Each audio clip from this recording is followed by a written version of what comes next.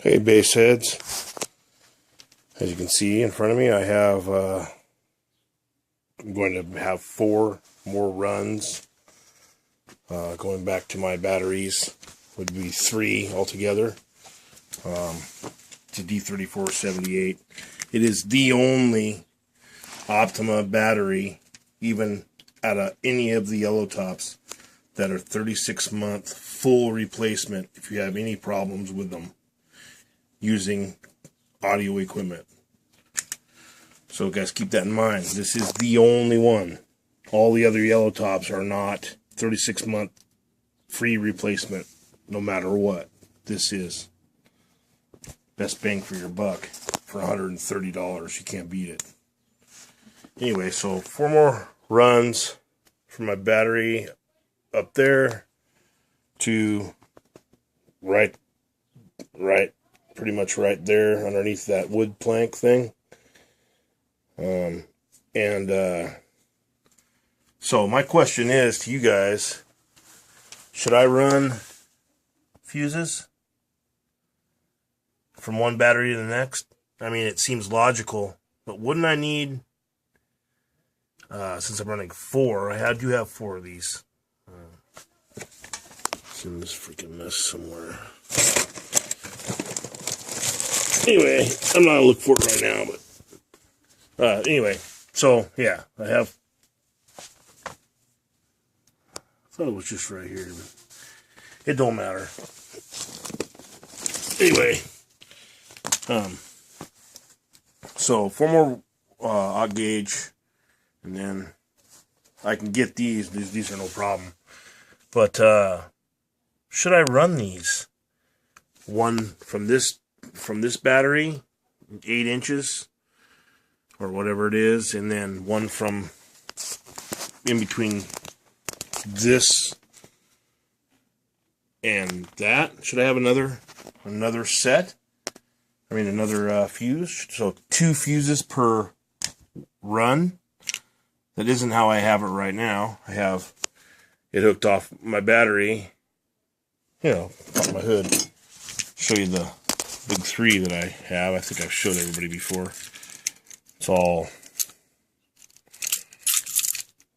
well, not all of it.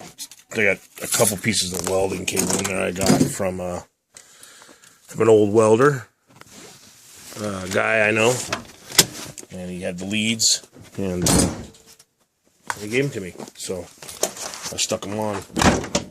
It had some kind of welding ends on it.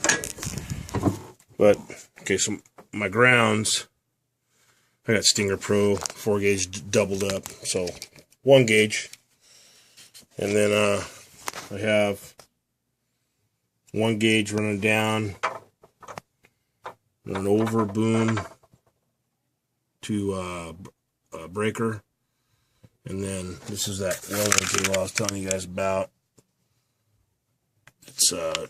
It's darn near as big around as my thumb. It goes to the back of the alternator. That's my charge line. And then here's some more of it. It's right here. This was like I believe it's a 2 gauge welding cable, but the inside is at least as big as this.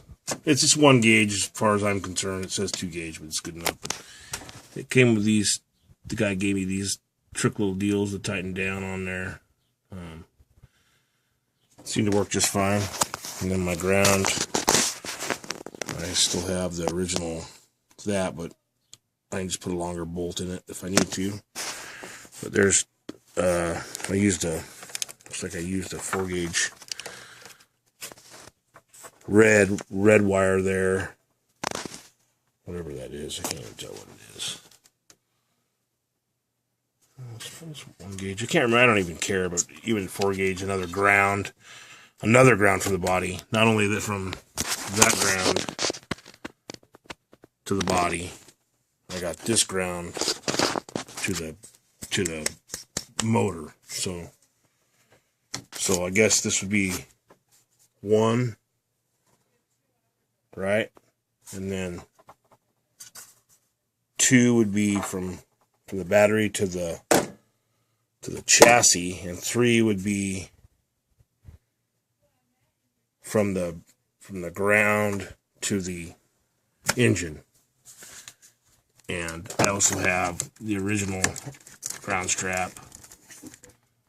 It's I don't know what it is, but it's heavy duty, and it's hooked right back here to the back of the motor engine, excuse me. But yeah, I believe that's enough. But this runs around back up over here, and that's the cleanest way I could get it. But I'm gonna do it different this time. I'm gonna shorten it up. It may come right out of here.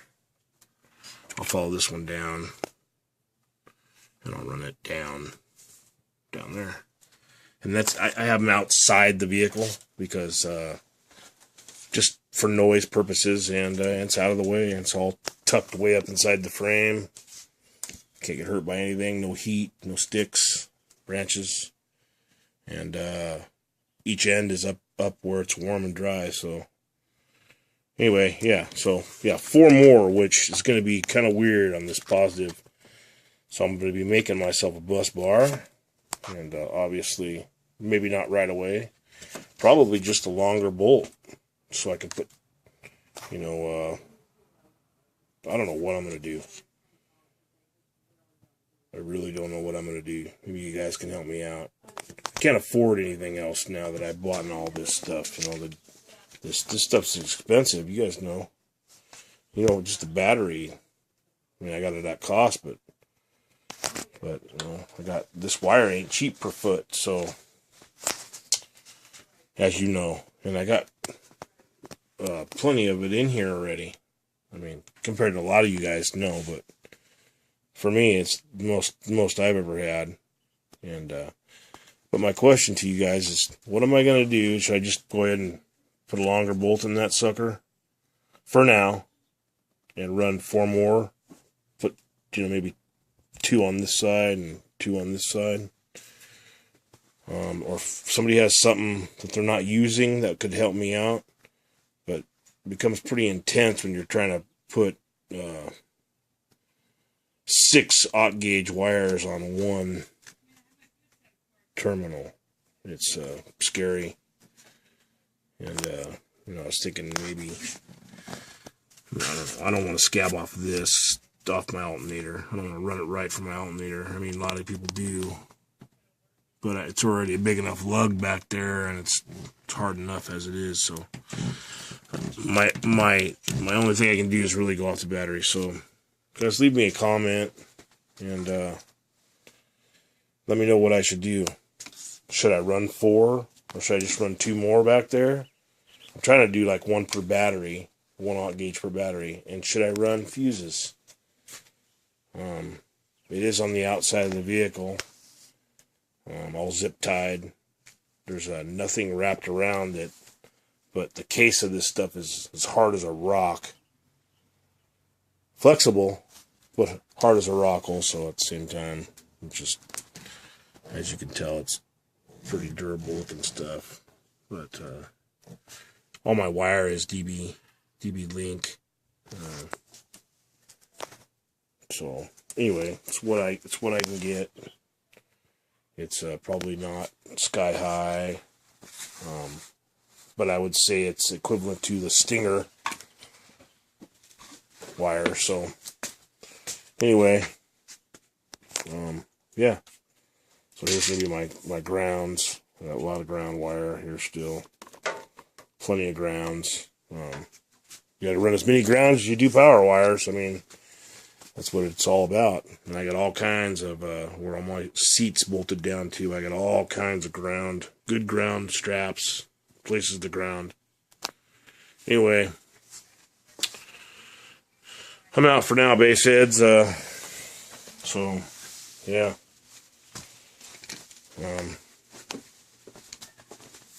That's it. I got these wheels. Got these wheels, 24s. The tread's probably about, I'm going to say, some of them have 40, some of them have 30%. There's the wear out mark, and I'm going to say it's close to 1/8 of an inch, maybe a little less. But I have 4 of them. They're all in good, decent shape. They got a little bit of this white stuff going on. But I've cleaned one of the rims up, the rim behind there. See it? I just wiped it down. Look at the difference between that rim and then that rim. I just wiped it down, and most of that came off. Like, just what I did right there. Anyway, if you wanted to, you could, you know, plasti dip them any color you want. These come off, and they look really nice. They leave two small holes, but they're nice holes. They're all chromed.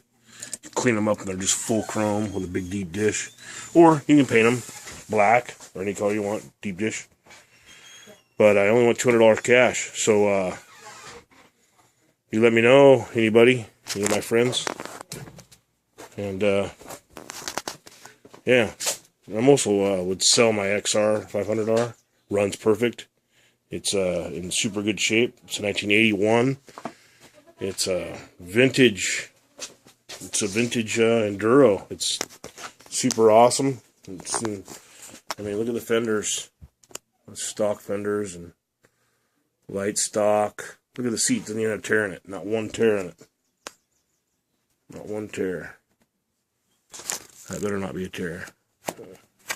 Just light. Not a tear in the seat. This bike's been taken care of. Ain't gonna get rid of Husqvarna stuff. No Husqvarna stuff for sale. No Husqvarna stuff for sale, man. Some tines, man. I'm kind of bored, you guys. Tines, brothers. 17 inch, bro. 17 inch.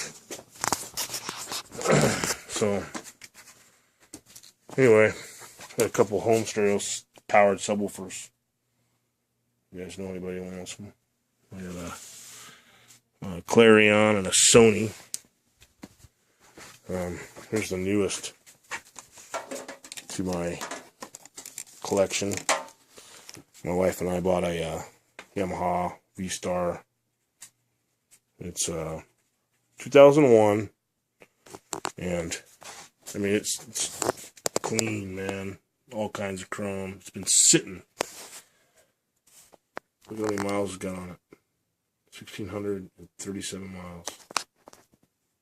Unbelievable. Look at the chrome, man. It's just beautiful. This bike's beautiful. Love it. Anyway, I keep these covers over the seats so they don't get thrashed, and the seats are perfect. So the seats don't get thrashed from the cat. So anyway, that's why that's like that. Alright, base heads, I've done talked enough. I've talked way enough. So I'm out. Yeah. I would talk more, but I'm probably boring you. I got these for sale too.